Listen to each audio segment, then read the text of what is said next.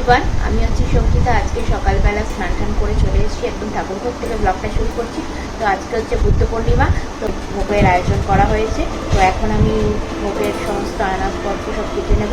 তো আমি দেখাই কি ভোগের আয়োজন হচ্ছে আজকে ঠাকুরের জন্য। সবার প্রথমে পায়েস করে নেওয়া হচ্ছে। এখানে দুধের মধ্যে চাল গরম করতে দেওয়া হয়েছে। আর এখানে সব সবজি আনাজগুলো আমি নিয়ে আসলাম ধুয়ে।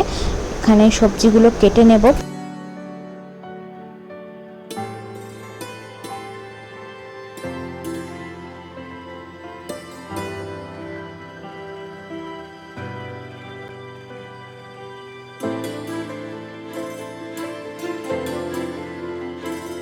মোটামুটি সমস্ত আনাজগুলি আমার এখানে কাটা হয়ে গেছে। তো এখানে আমি রান্নাঘরে চলে আসলাম। মা বানিয়ে নিল মালপা আর পায়েস খিচুড়ি, আর আমি তারপর এখানে আলুর দমটা রান্না করে নেব। আর এখানে সাইডে পাঁচ তরকারি রান্না হচ্ছিল, তো মা করে নিচ্ছিল।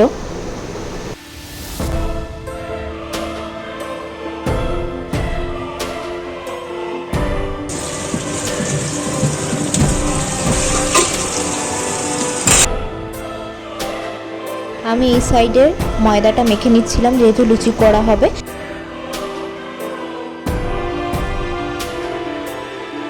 এখানে পাঁচ তরকারি করে নেওয়ার পরে আমি গিয়ে রেখে আসলাম ঠাকুর ঘরে। আর তারপর এখানে আলুর দম করে নিচ্ছিলাম।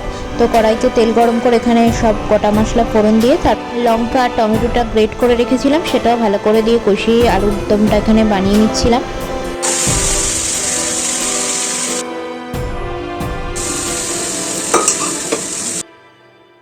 আলুর দমটা তৈরি করে নেবার পরে এখানে পোলাওটা কুকারে করে নিচ্ছিলাম।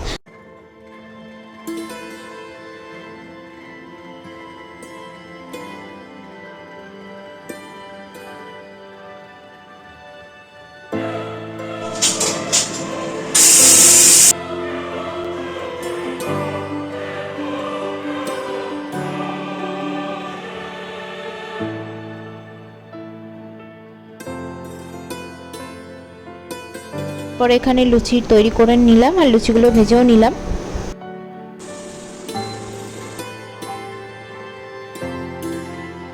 তারপরে সুজিটা বাকি ছিল, আর সুজিটাও এখানে আমি করে নিলাম। তো এই ভোগের রান্না তো একদমই তৈরি হয়ে গেছে।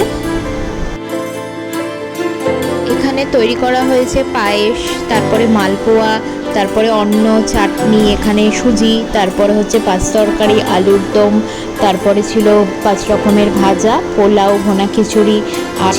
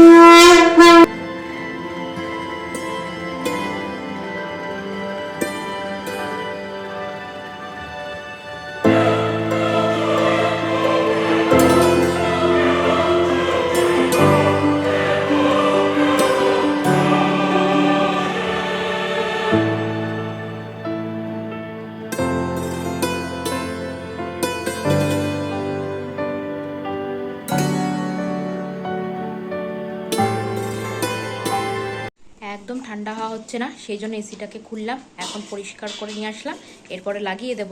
নেটগুলো ধুয়ে নিয়ে আসলাম, তোমাদের দেখাই। যেখানে নেটগুলো রোদে দিয়েছি, ধুয়ে রেখেছি, একদম ধুলোতে ভর্তি হয়েছিল। তো এটা খুললাম। আজকের ব্লগটা এই পর্যন্তই। তোমাদের সাথে দেখা হবে আবার কোনো একটা নতুন ব্লগে। ততক্ষণের জন্য বাই।